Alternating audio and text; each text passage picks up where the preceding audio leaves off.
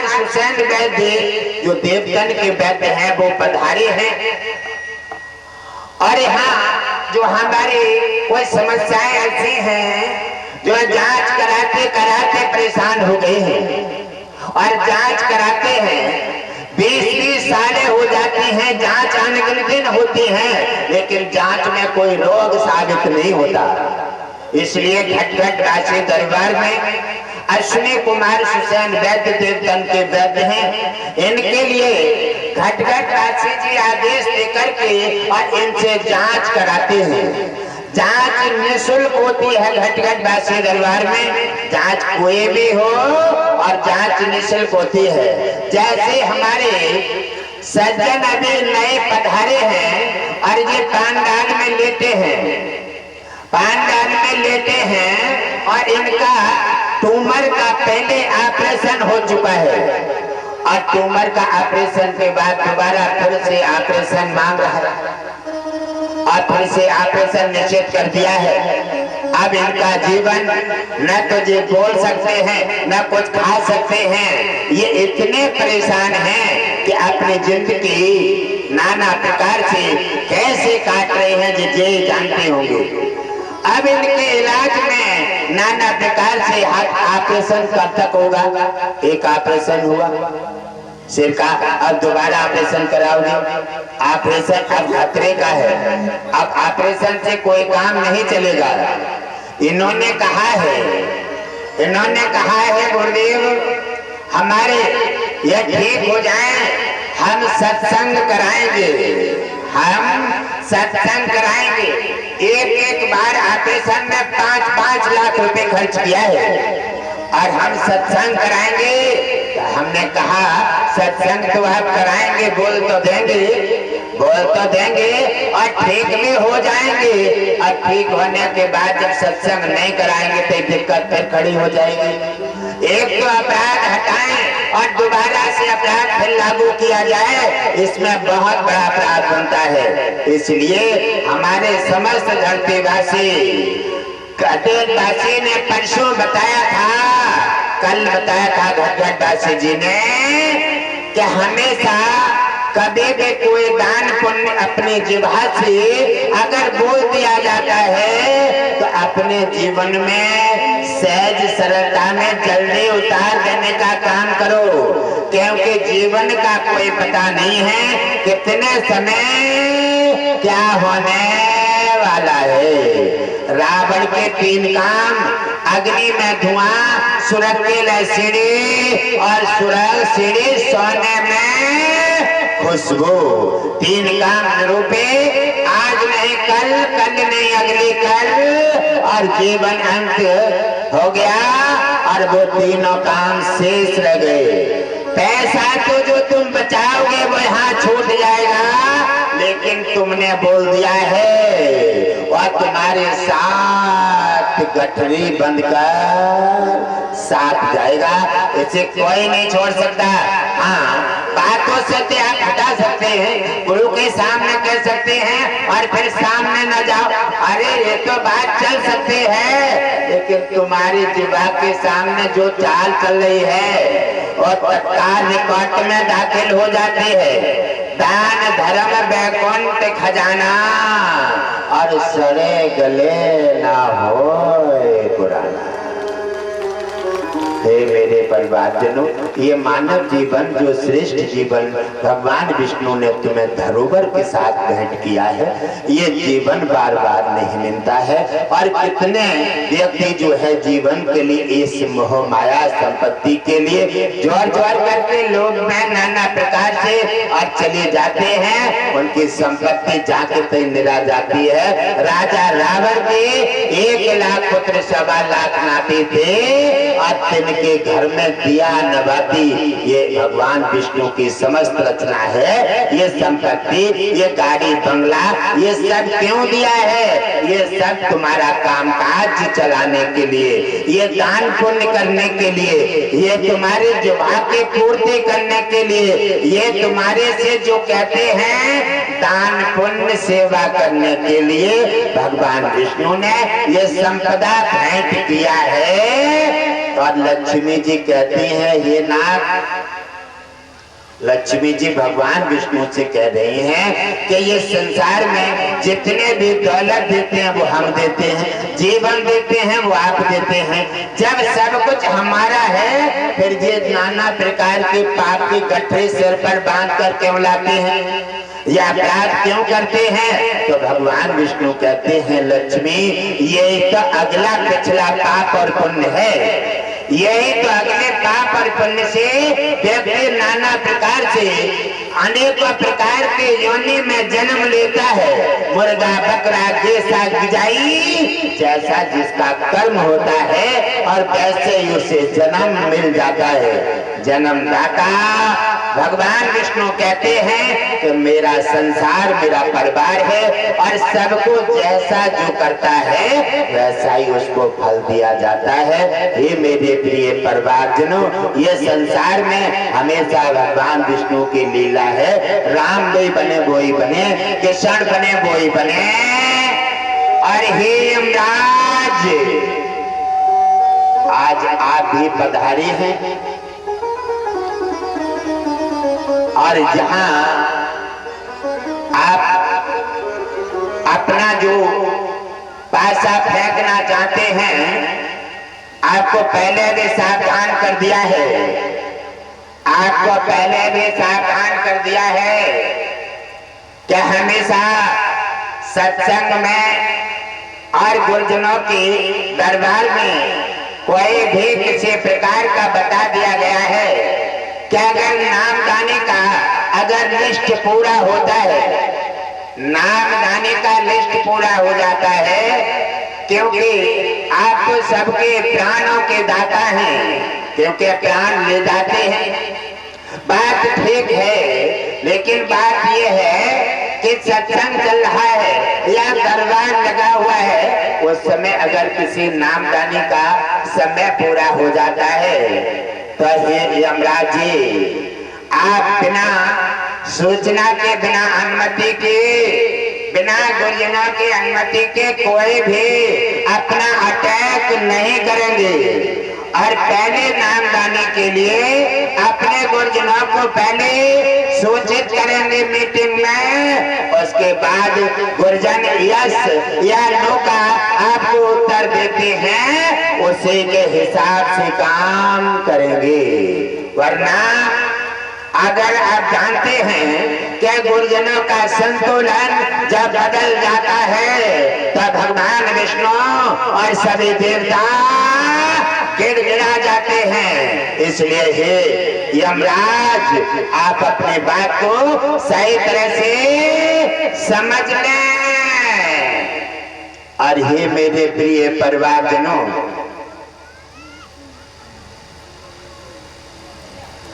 एक जंगल में एक ऋषिराज आश्रम बनाकर रहते थे और बड़े शांत प्रिय संत थे। अपने सिद्धांतों का पालन, नीति नियम, यज्ञ तप दान सेवा, नित्य दिन उनका कामकाज चलता था। एक रोज क्या हुआ कि एक जंगल में से पुलिस वालों ने राजा के सिपाही एक डाकुओं के पीछे पड़ जाते हैं और डाकुओं को लगा कि आज राजा के सिपाही आज मुझे पकड़ लेंगे।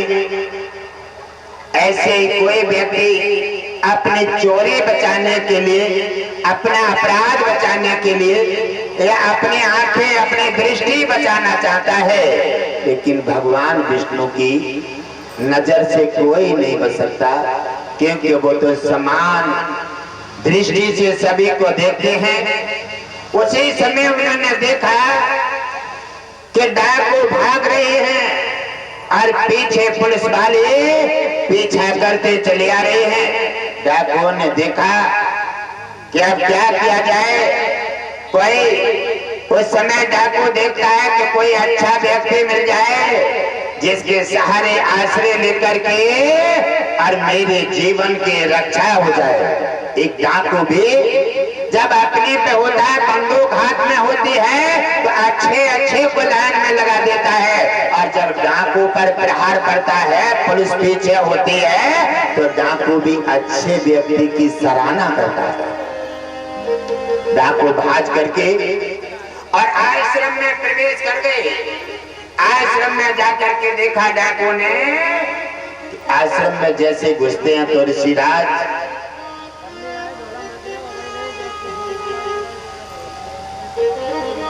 वहां देख रहे हैं, ऋषिराज तप कर रहे हैं, और ऋषिराज के जाकर के पैर पकड़ लिए।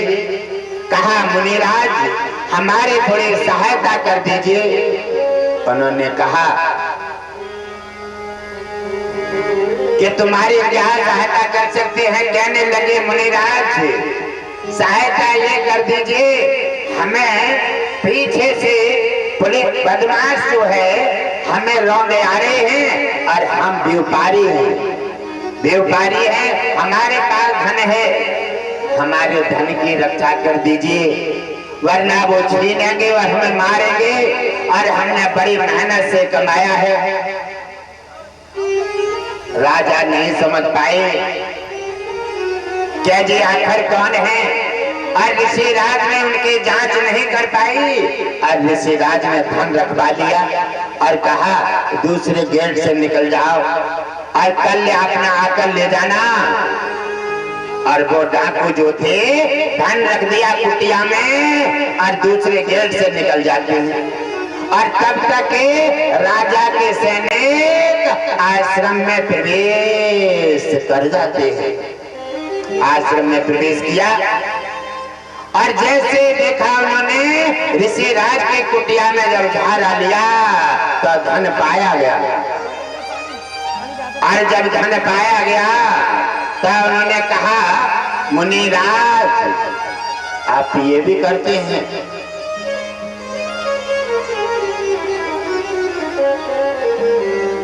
आप नाना प्रकार से धन लुटवाते हैं और फिर हिस्सा लेते हैं। बार बार ऋषिराज पर वार करने लगे, और राजा के सैनिक ऋषिराज को पकड़ के आश्रम से राजा के राज्य में ले आए।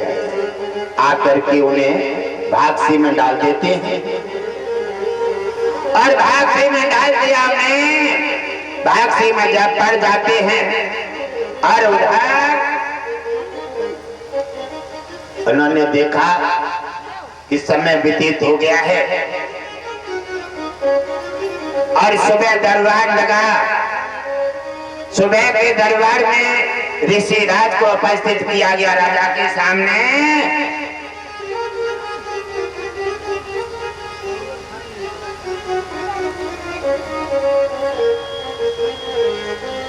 राजा के सामने उपस्थित किया गया, और जैसे उन्होंने देखा, राजा ने ये क्या देख रहा हूं,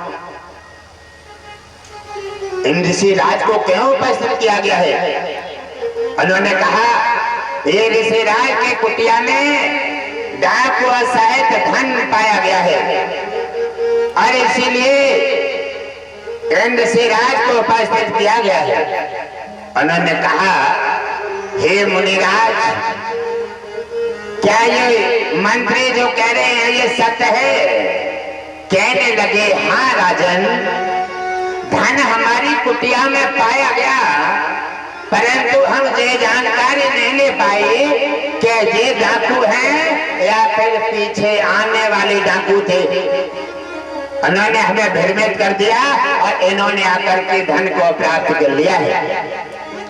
राजा ने कहा जब तुमने अपना कसूर, जब आपने अपने गलती महसूस कर ली है, मंजूर कर ली है, तो आपको सजा मिलेगी।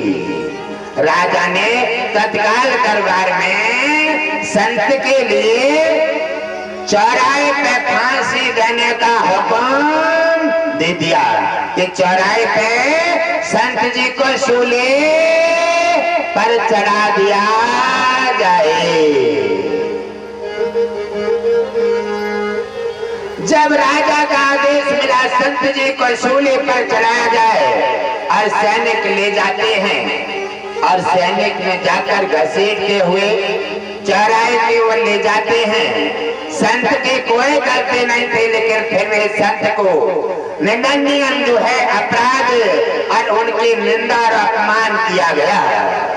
संत जी ने फिर भी उन सारी चीजों को अपराध को अपने में समाप्त करते हुए और फिर भी शांति का दान देते रहे। और जब जाकर के पुलिस वालों ने उन्हें सूली पर चढ़ा करके और ऋषिराज को सूली पर चढ़ा देते हैं और अपने वहां से हट जाते हैं। दो पुलिस वालों का पैरा लग जाता है और उधर सूली पर चढ़ाने के बाद धीरे धीरे 5 घंटे व्यतीत हो जाते हैं। 5 घंटे व्यतीत हो गए, लेकिन सूली ने कोई छेदन नहीं किया। ऋषिराज बैठे हैं और सूली पर आसन पाए ध्यान मगन है भगवान विष्णु के ध्यान में, और सूली ने छेदन नहीं किया। जब सूली छेदन नहीं करती है ऋषिराज ने और उन्हें पुलिस वालों ने देखा कि राजा को जाकर के सूचित किया, हे राजन, लगता है कि बड़ा गजब हो गया। कहने लगे क्या हुआ? कहने लगे राजन, ये कोई महात्मा नहीं है, ये कोई महान पुरुष है। कहने लगे तुम्हें कैसे पता है? कहने लगे राजन, सूली पर 5 घंटे चढ़ाए हो गए, लेकिन सूली ने छेदन नहीं किया है। न जाने उसकी नोक टूट गई, न जाने क्या हुआ। और बड़े ध्यान मगन बैठे हैं भगवान विष्णु के ध्यान में। ऋषिराज बैठे हैं, उन्हें कोई परवाह नहीं है। उन्हें लगता है कि जैसे सोफा पे बैठे हैं, जैसे बेड पर बैठे हैं और जैसे अपने आसन पर बैठे हैं। उन्होंने कहा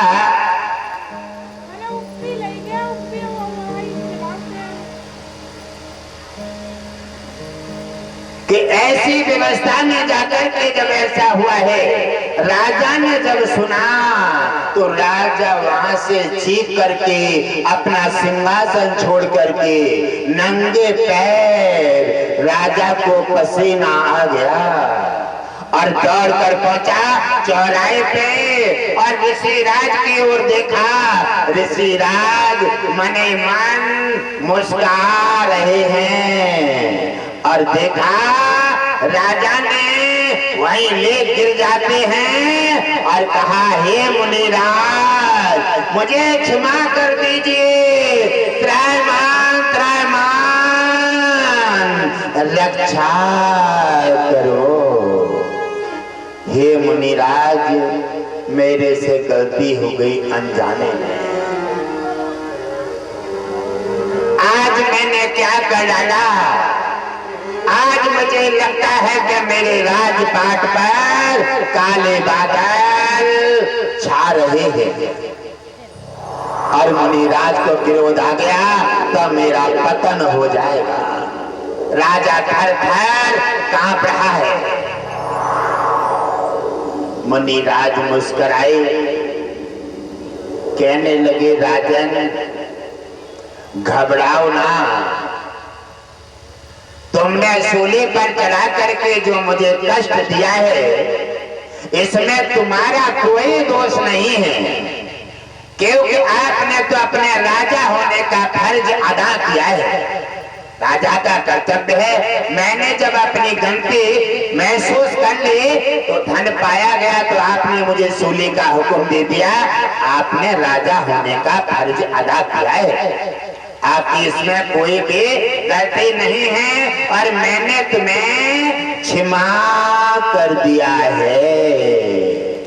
राजा को संतुष्टि आई, लेकिन राजा अंदर से भयभीत है कहने लगे मैंने ऐसे महान संत का जो निरादर किया है मुझे भगवान विष्णु भी माफ नहीं करेंगे, इसलिए बार बार राजा नतमस्तक हो रहे हैं और बार बार ऋषिराज को प्रणाम करते हैं, मुझे क्षमा कर दीजिए। मुनिराज ने कहा हे राजन, मैंने तुम्हें क्षमा कर दिया है और इसमें तुम्हारा कोई दोष नहीं है, और दोष है तो हे राजन, दोष है तो धर्मराज का।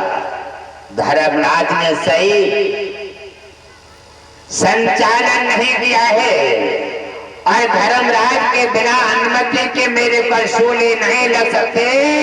यदि धर्मराज अपनी कुर्सी पर अगर सो रहा है तो उसे कुर्सी पर रहने का कोई अधिकार नहीं है। उसी समय कहा हे राजन, मैंने तुम्हें माफ कर दिया है, तुम अपना राजपाट संभालिए। और अब मैं देख लेता हूँ धर्मराज को और यही सूली से सीधा मैं धर्मराज के पास धर्मलोक जा रहा हूँ। वैसे ऋषिराज सूली से आसन सहित धर्मराज के पास जाने लगे।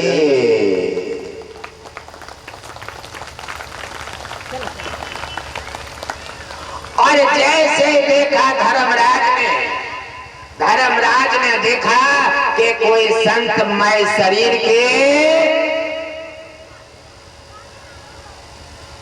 यहाँ पर धर्मलोक में पधार रहे हैं। कहने लगे ये क्या होने वाला है, यहाँ कोई भी प्राणी जीवित नहीं आता है। आज ऋषिराज शरीर के सहित यहाँ धर्मलोक में कैसे पधार रहे हैं, कोई अनहोनी होने वाली है। और धर्मलोक में जैसे ऋषिराज ने प्रवेश किया और उसी समय धर्मराज अपने सिंहासन पर बैठे हैं और देखा धर्मराज ने उठ करके ऋषिराज को प्रणाम किया और कहा मुनिराज, आज आपने धर्मलोक की परंपरा को क्यों उल्लंघन कर दिया है। उन्होंने उत्तर दिया ये तुम मेरे से पूछना चाहते हो, और हे धर्मराज आज तुमसे मुझे बहुत सी बातें पूछना है, इसलिए आज मैं शरीर के आपके धर्मलोक में आया हूँ। कहने लगे आप मेरे से क्या पूछना चाहते हैं, और मैं तो यहाँ धर्मलोक का राजा हूँ धर्मराज, यहाँ मेरे से पूछने का किसी मानव के लिए साहस नहीं है। तो मुनिराज ने कहा हे धर्मराज, अब तुम्हारे बोलने का और तुम्हारा अधिकार अब खत्म हो गया है। अब हमारे सुनने का तुम्हें अधिकार है, अब हमारा बोलने का समय है। और हे धर्मराज सुनिए और हो सके तो उत्तर दे दीजिए, वरना खतरे के बादल तुम्हारे सिर पर मंडरा रहे हैं। उसी समय धर्मराज को संत जी ने आड़े हाथ ले लिया है और धर्मराज कुर्सी छोड़ करके हाथ जोड़कर खड़े हो गए। सभी धर्म राज के लिए देख रहे हैं कि आज पहली बार देख रहे हैं धर्मराज की ये हालत। आज धर्मराज की ये हालत पहली बार देख रहे हैं कि राजा के राज्य में ऐसे गिड़गिड़ा रहा है। एक महात्मा जी ने धर्मराज को कुर्सी से उठाकर खड़ा कर लिया है और आज जब भी उन्होंने कहा तो डांट करके चुप कर दिया और कहा धर्मराज आज कहने का नहीं, आज सुनने का समय है। कहने लगे बताओ। तो उन्होंने कहा धर्मराज अपना लेखा जोखा निकालो और मेरा अपराध बताओ, मैंने अपराध कहाँ किया है जब मेरे लिए चौराहे पे टांग करके और सोले लगाई गई, मेरी जग हंसी कराई गई है। हे धर्मराज, एक जग हंसाई का आज तेरे से हिसाब लेकर के और अपना वर्ता चुकाऊंगा। धर्मराज की चिप्पा छूट गई, कहने लगे आज कुछ होने वाला है। और जब साधु संत का संतुलन बिगड़ जाता है तब भगवान लक्ष्मी विष्णु भी डगर मगर रास्ता अपना बचाव कर देते हैं, क्योंकि गुरु और भगवान के सामने भगवान विष्णु भी लक्ष्मी भी नतमस्तक हो जाते हैं। कहा जाता है गुरु गोविंद दो खड़े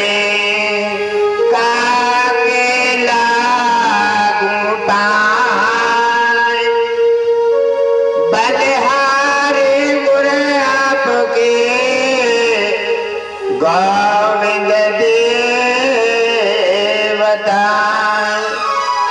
भगवान विष्णु कहते हैं लक्ष्मी से कि हे लक्ष्मी, मैं जहां भी झुका हूं और जहां हारा हूं तब गुरुजन और ब्राह्मणों के चरणों में जो मुझे शांति मिलती है और उनकी सेवा करने में जो मुझे अनुपम आनंद मिलता है, हे लक्ष्मी, वह मुझे तीनों लोग 14 भवनों में मुझे कहीं शांति नहीं मिलती। लक्ष्मी कह रही है, हे नाथ, गुरुजनों की और संत ब्राह्मणों की सेवा और सत्कार करने में और उनके आदेश का पालन करने में भी जो मुझे आनंद और शांति मिलती है, मुझे भी तीनों लोग 14 भवनों में कोई और काम करने में आनंद नहीं मिलता। भगवान विष्णु लक्ष्मी अपने क्षीर सागर में अपनी चर्चा कर रहे हैं और उधर धर्मराज के संत जी चटाई समेट रहे हैं, चटाई समेट रहे हैं। और उन्होंने कहा, धर्मराज, आप अपना लेखा जोखा निकालिए, अपराध बताइए, मैंने अपराध कहाँ किया है। धर्मराज ने अपनी पुस्तक खोलते हैं और उन्होंने कहा, आपने जब छोटे थे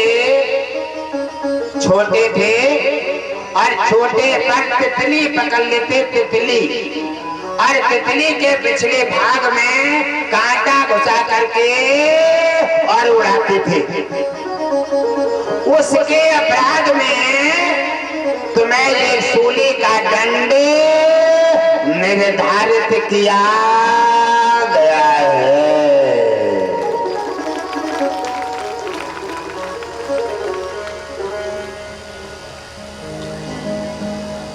मुनिराज बड़े तेज हंसे और हंस करके कहने लगे कि जब तुम्हें कोई उपाय और निकलने का रास्ता नहीं मिल रहा है, भगवान विष्णु की शरण मांग रहे हो और उन्होंने भी इनकार कर दिया है, शंकर की शरण मांगी, उन्होंने भी इनकार कर दिया है कि गुरुजनों का सामना है, हम तुम्हारी कोई मदद नहीं कर सकते। कैलाशपति शंभु से सहायता मांगी है, उन्होंने भी इनकार कर दिया है कि हम तुम्हारी कोई हेल्प नहीं कर सकते, आप स्वयं निकलो। जब जाकर के उन्होंने देखा व्यवस्था और कहने लगे, हे धर्मराज, आपने कभी संविधान पढ़ा है? आपने लगता है कि राज्य संभाल लिया है और संविधान नहीं पढ़ा है। अगर हो सके पढ़ना नहीं आता है तो संविधान पढ़ लो, बाकी बात में ये धर्मराज की कुर्सी संभालो। आप जिसको दंड देना है उसको दे रहे हैं और नहीं देना है तो उसको नहीं दे रहे हैं, ये उल्टा क्यों कर रहे हैं? दंड वाले को दंड नहीं है और न देने वाले को दंड है। ये ऐसा क्यों कर रहे हैं? इसलिए आपने कभी संविधान नहीं पढ़ा है धर्मराज। अब चलिए, अगर नहीं पढ़ाए तो मैं तुम्हें संविधान के बारे में जानकारी दे देता हूँ। उन्होंने कहा कि जब तक बच्चा छोटा होता है, नाबालिग बच्चा जो होता है, और उससे कहते हैं अबोध, यानी उसे कोई बोध नहीं है, शरत पकड़ लेगा वो, क्योंकि उसे जीवन मृत्यु का कोई गम नहीं है, वो है अबोध। उसके समय पर जितने अपराध होंगे वह सब क्षमा किए जाते हैं, सब क्षमा किए जाते हैं, क्योंकि नाबालिग का कोई वोट नहीं बनता, नाबालिग को कोई सजा कड़क नहीं दी जाती है, वो है नाबालिग, वो है अबोध। ये संविधान में है। ये धर्मराज, आपने संविधान नहीं पढ़ाया, इसलिए आप बातें बना रहे हैं और बातों से काम चलेगा नहीं। इसलिए ऐसा तो नहीं है जो तुमने, हम उस समय नाबालिग थी, छोटे थे, अगर कोई गलती हमसे छोटी पूरी हो भी गई है तो नाबालिग थे, वो कोई भी गलती हम पर लागू नहीं होगी। ये हमारा संविधान है। और अगर इतनी बड़ा दंड किसने निर्धारित किया है? ये तुमने। और हे धर्मराज, इस दंड का आप जानते हैं क्या सजा मिलेगी? अब ये सजा से तुम्हें कोई नहीं बचा सकता। हालांकि ब्रह्मा विष्णु महेश भी हाथ खड़े कर देंगे, इससे कोई नहीं बचा सकता। और जाओ, अब सावधान हो जाओ धर्मराज, अब तुम ये कुर्सी और सिंहासन के लायक नहीं हो। मेरा आदेश है कि सिंहासन इसी वक्त छोड़िए, सिंहासन छोड़ करके और धरती पर जाओ। कहा मुनिराज ने, राजपाट छोड़ो और धरती पर जाओ, तुम्हें धरती पर रहना सिखा देंगे हम। और जो तुमने धरती पर सबके सामने हमारी जग हंसी कराई है, उसका दंड हम वो देंगे कि भुगतान करते करते मर जाओगे, लेकिन फिर भी भुगतान नहीं कर पाओगे। उन्होंने कहा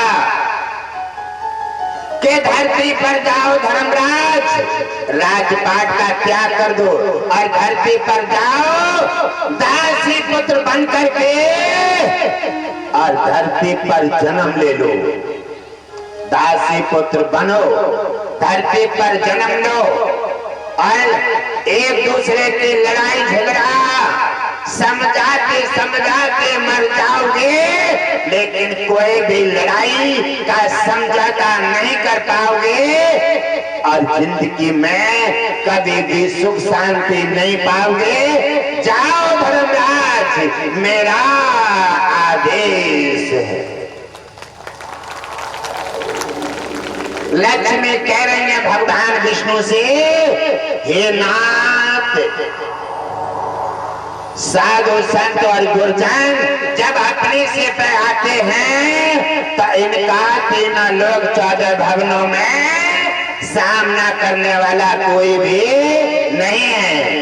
धर्मराज ने संत का निरादर किया और जग हंसी कराई, उन्हें ऐसा दंड दिया है उन्होंने कि इतना कड़क दंड तो आप नहीं दे सकते, और कड़क दंड दे करके धरती पर उतार दिया है, दासी पुत्र बनने के लिए प्रेरित किया है और कहा समस्या निपटाते मर जाओगे, समस्या खत्म नहीं होगी और तुम्हें एहसास हो जाएगा कि संत की निंदा, संत का अपमान और किसी को अनकरे में फांस करके क्या सजा मिलती है, और भुगतान करते करते मर जाओगे और कोई रास्ता नहीं मिलेगा। मुनिराज ने श्राप दे दिया और धर्मराज धरती पर आ जाते हैं। सिंहासन छोड़ना पड़ा, धरती पर आ जाते हैं। वही दासी पुत्र बने हैं, उन्हीं का नाम पड़ा विदुर जी। महाभारत में विदुर जी बने हैं, वो धर्मराज थे। धर्मराज थे, संत जी के श्राप से आकर के धरती पर दासी पुत्र बने हैं और जाकर के वही बनी है महाभारत में विदुर नीति। विदुर नीति समझाते समझाते जालम इधर उधर और हार गए, लेकिन महाभारत नहीं बचा सके। उन्होंने कहा कि जाओ, समझाते समझाते हार जाओगे। और हे धर्मराज, हमारी ये बात तुम कभी भूल नहीं पाओगे, क्योंकि तुमने जो हमारा निरादर किया है, इसका दंड तुम्हें निर्धारित कर दिया है। और ये तुम्हारा दंड भगवान विष्णु शंकर ब्रह्मा भी बचा नहीं सकते। ये हमारा आदेश है। इसमें आदेश दे दिया मुनिराज ने। वो धरती पर दासी पुत्र बने, उन्हीं का नाम विदुर पड़ा है और विदुर नीति महाभारत में रही है। और उधर मुनिराज अपने आश्रम कुटिया पर फिर से पुनः वापस आ जाते हैं। मुनिराज ने बड़ा संतुष्ट जनित उन्हें दंड दे करके अपना बदला ले लिया, अपना ताप बताया। और जिन राजा ने सूली का हुक्म दिया था, उन राजा की कोई गलती नहीं थी। उन्हें मुनिराज ने अपने क्रोध से बचा करके उन्हें क्षमा कर दिया। और जिसने गलती की, उन धर्मराज को उठा करके धरती पर दासी पुत्र बना करके और उन्हें भोग भोगने के लिए धरती पर प्रेरित करके दंड का अधिकारी बना।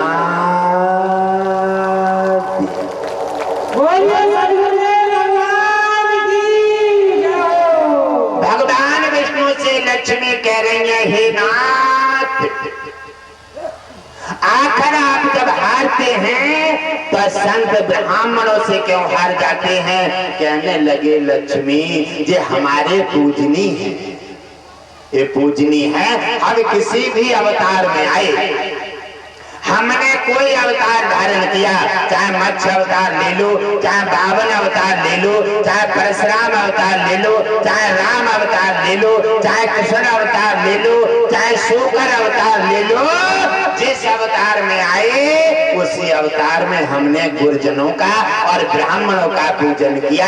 आओ इज्जत के, उनका आओ इज्जत सम्मान से हमने उनका आदर करके और उनका मान बढ़ाया है।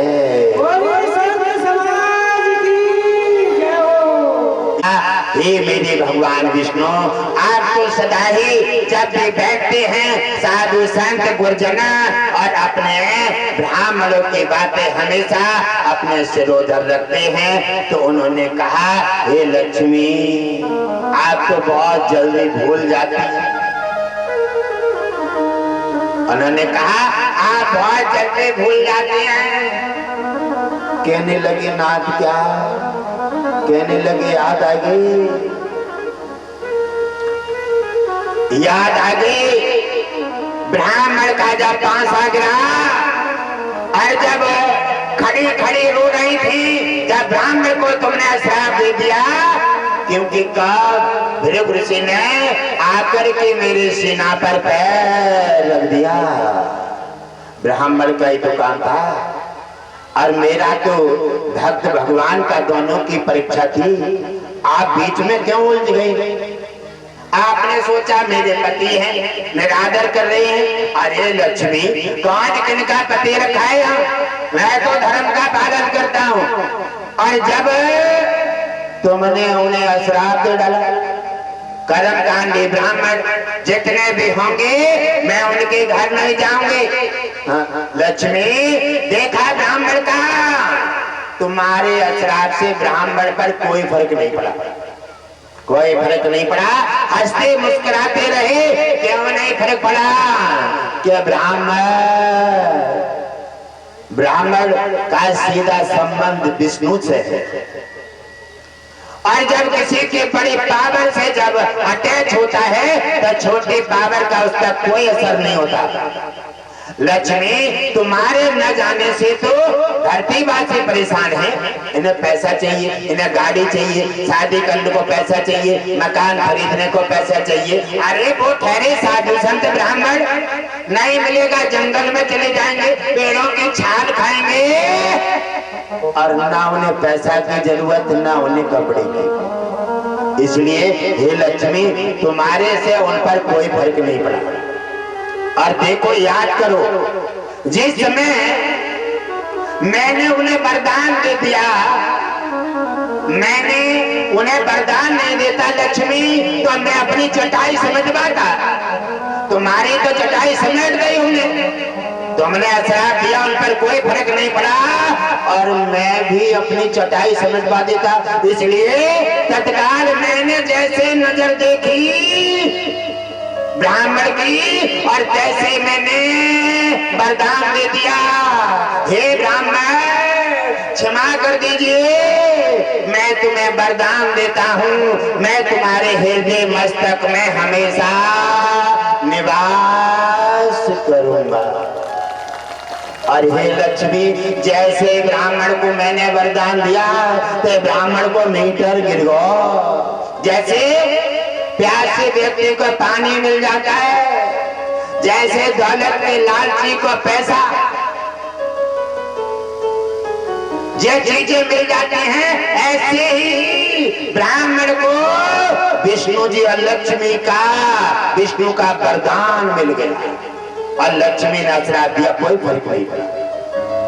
अब ब्राह्मण में हृदय मस्तक में हम चले गए, अब तुम हमसे अलग होगे क्योंकि तुमने श्राप दे दिया, हम ब्राह्मण के घर जाएंगे।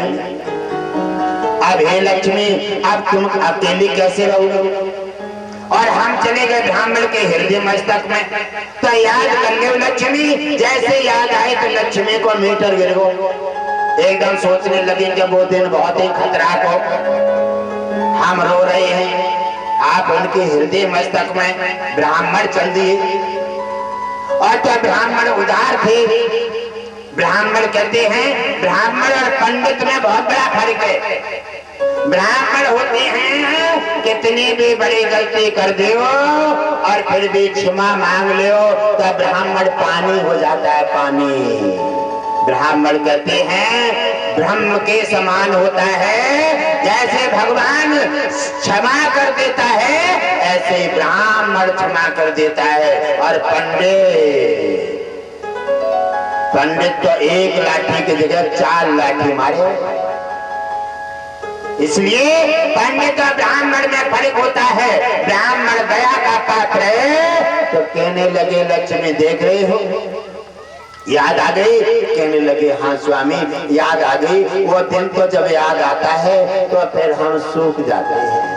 कहने लगे हम तो हमारे विष्णु जी हमसे चले गए और ये ब्राह्मण ने क्या लीला खेली है वो याद आ रही है। तो हे नाथ जैसे लक्ष्मी को मीटर गिरता रहा है और वैसे सूखती चली आ रही है। विष्णु जी ने देखे और मुस्कुराए, कहने लगे वो बात तो पहले निकल गई लेकिन आज भी तुम पर असर कर रही है। लक्ष्मी तुम्हारा चेहरा बता रहा है, क्या ब्राह्मण का वो सीन आज भी तुम्हारी नजर में दिखाई दे रहा है?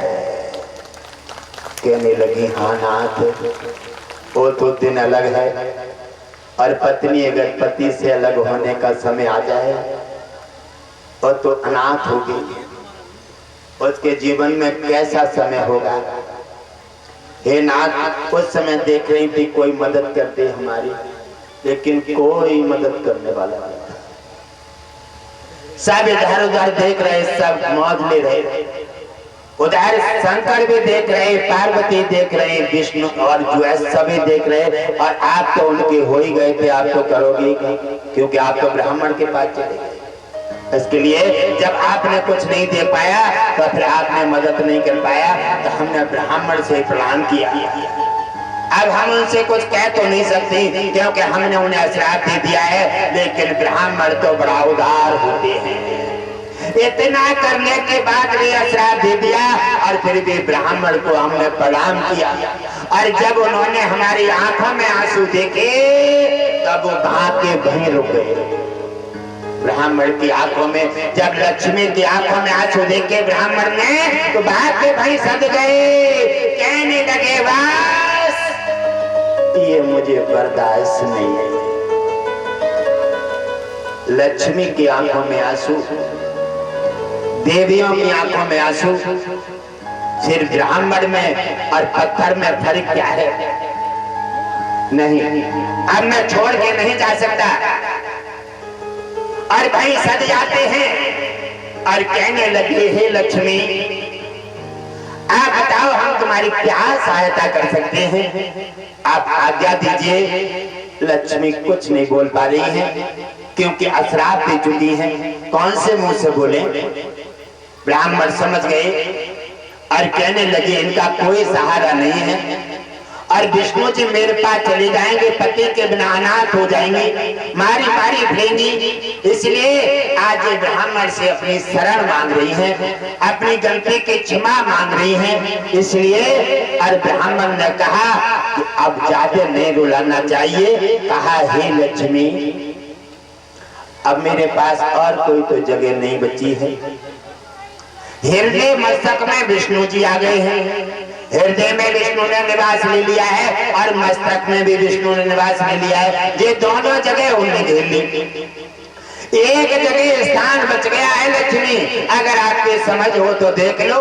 मेरे पैर बचे हैं, पैर बचे हैं। हे लक्ष्मी, अगर पैरों में निवास लेना चाहो तो मेरी अनुमति है कि जे पैरों में स्थान लेने की अनुमति प्रदान करता।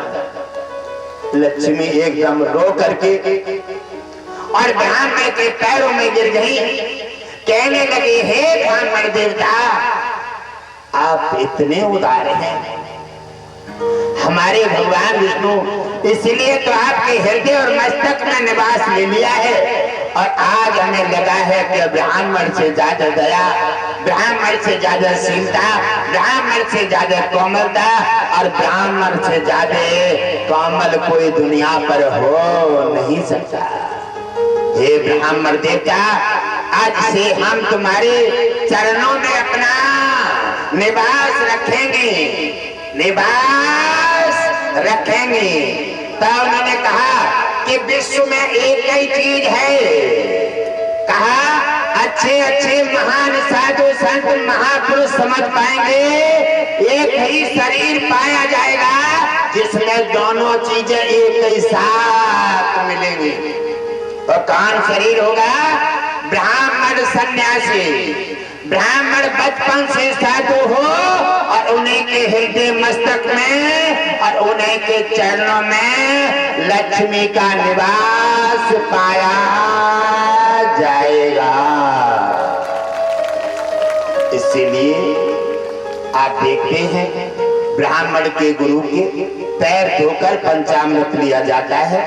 पैर इसीलिए छुए जाते हैं क्योंकि लक्ष्मी को प्रसन्न करने के लिए, इसलिए पैर छूते हैं, लक्ष्मी प्रसन्न हो जाती हैं।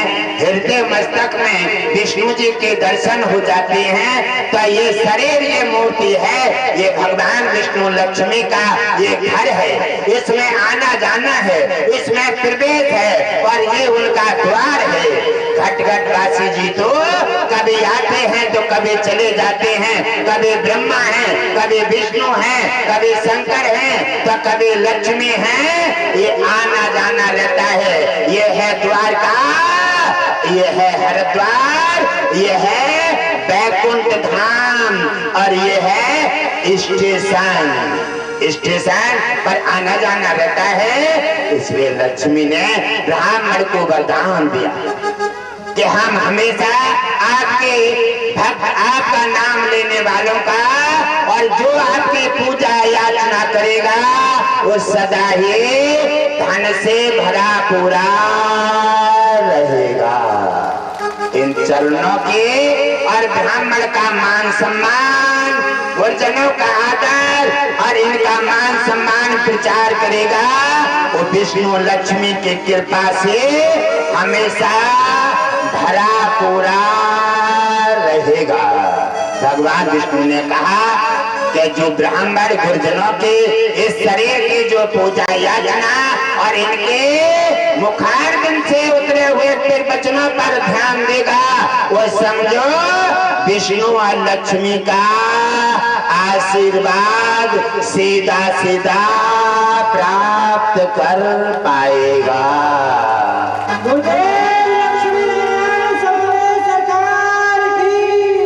भगवान विष्णु ने कहा, हे लक्ष्मी, ब्राह्मण के चरणों में अपना रूप परिवर्तन करो।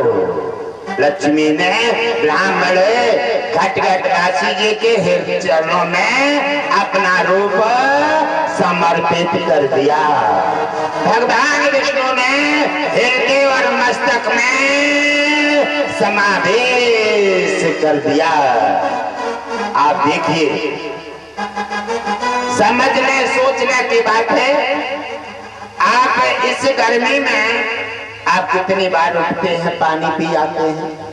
हाँ? पानी पिएंगे और घूम लेंगे। आप अभी से लेकर पूरी रात पूरा दिन निकल जाए, आपके सामने बैठे हैं, आपके सामने बोल रहे हैं, न कोई पानी और न ये बैटरी डिस्चार्ज होगी। ऐसे आवाज अब ऐसे लेकर 48 घंटे तक, और न फिर वचन विराम होंगे।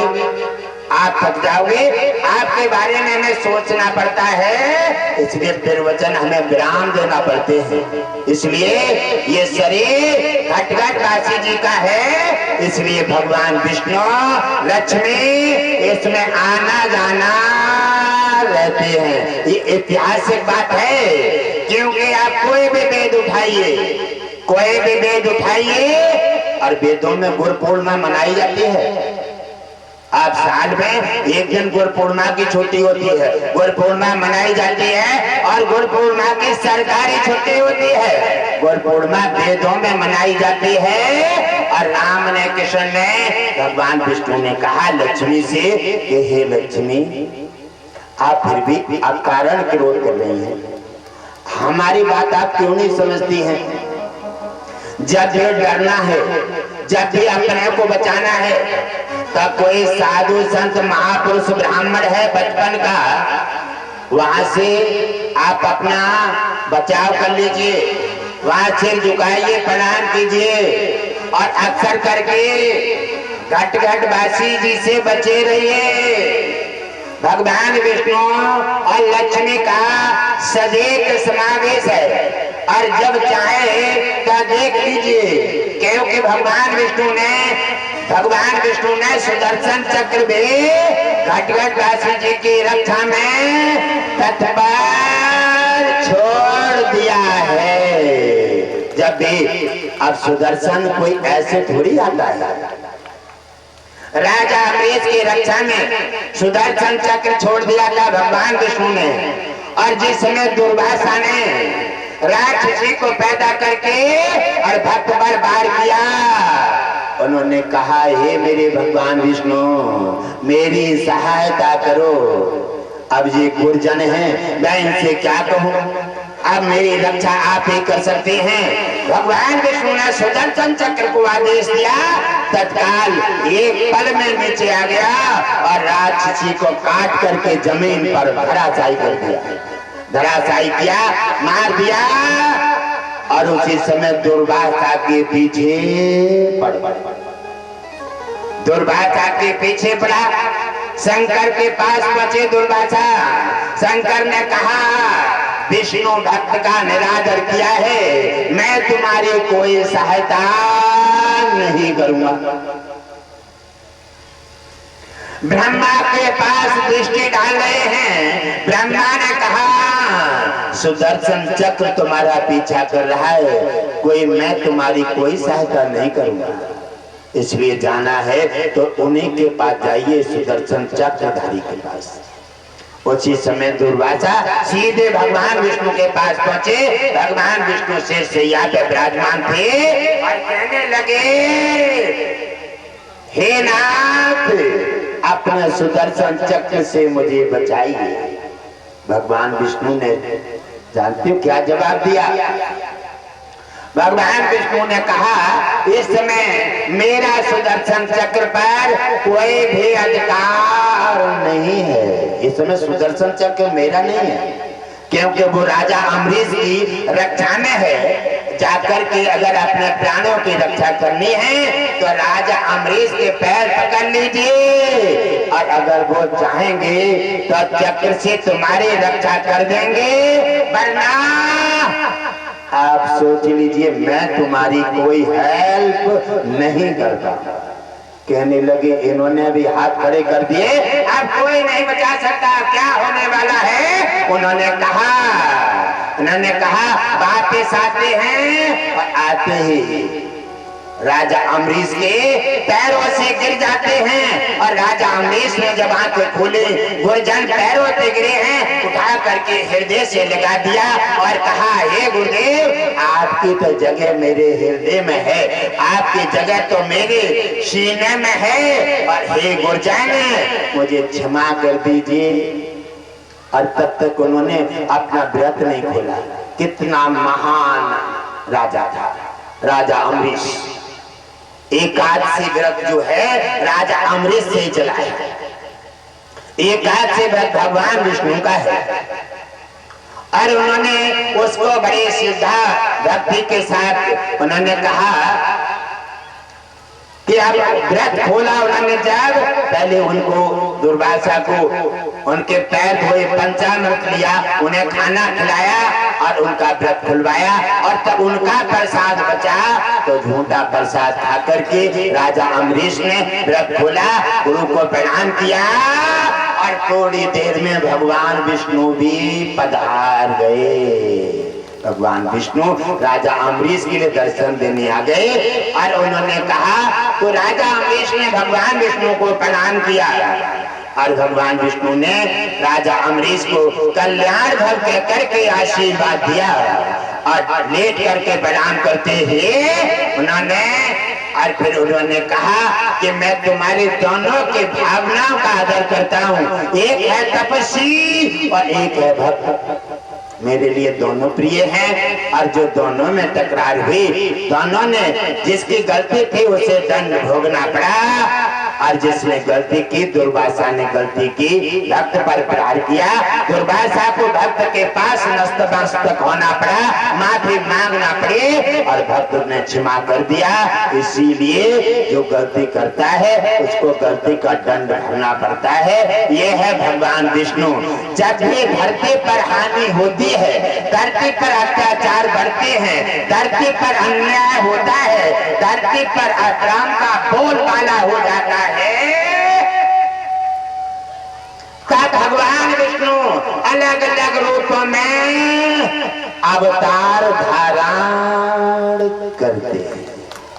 संत ब्राह्मण धर्म की रक्षा करने के लिए अलग अलग अवतार लेते हैं, एकों में अवतार लेते आए हैं और लेते रहेंगे। भगवान विष्णु लक्ष्मी धरती और सनातन ब्राह्मण साधु की रक्षा के लिए प्रतिबंध है। इन्होंने वचन दिया है, जब तक सनातन धरती पृथ्वी आकाश रहेगा तब तक संत ब्राह्मण रक्षा के लिए, सनातन की रक्षा के लिए, जब ये धर्म की हानि होगी, धर्म लुप्त हो जाएगा, अधर्म का बोलबाला होगा, गुंडागर्दी अधिक होगी, उसी समय भगवान विष्णु किसी न किसी रूप में अवतार लेकर के साधु संत सनातन ब्राह्मणों की रक्षा करने के लिए धरती पर अवतार धारण